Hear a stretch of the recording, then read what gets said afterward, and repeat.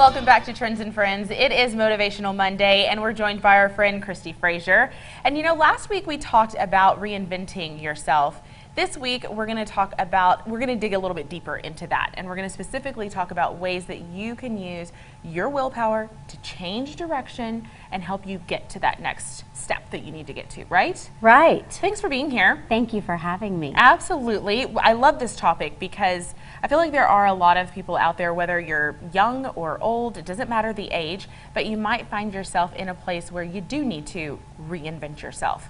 Isn't that the truth? And don't you feel like as we get older, sometimes we have to reinvent ourselves, whether we want to or not. Maybe you have to reinvent yourself due to a job change, or maybe just a life change with parents, right? Or family change. There's so many different reasons why we would need to reinvent ourselves. Okay, so let's kind of break this down, right?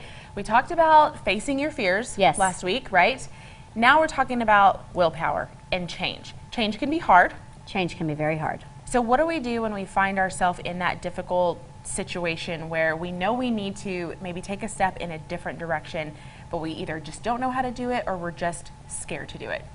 So for me, I think when we talk about change, many times it's as simple as saying, okay, I'm just going to do it. I think when we overthink it, we tend to complicate it.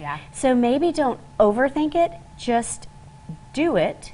And if you find yourself stuck, there's many things you can do. Seek counsel, join groups.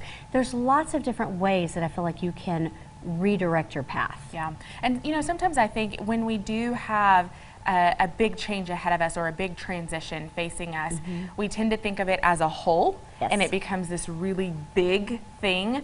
But if we chop it down into smaller pieces, then we're taking smaller steps, and it seems like it's doable. That is so smart and so true, because it's breaking it down into those little tiny pieces where we don't get overwhelmed. Yeah, absolutely. Because when we look at that big path in front of us, then we do tend to get overwhelmed. Well, and I like that you said support groups and seeking counsel, because a lot, you know, there's a stigma with that. People will think, oh, I'm not in that bad of shape, or I'm not weak, so I don't need anybody else to help me.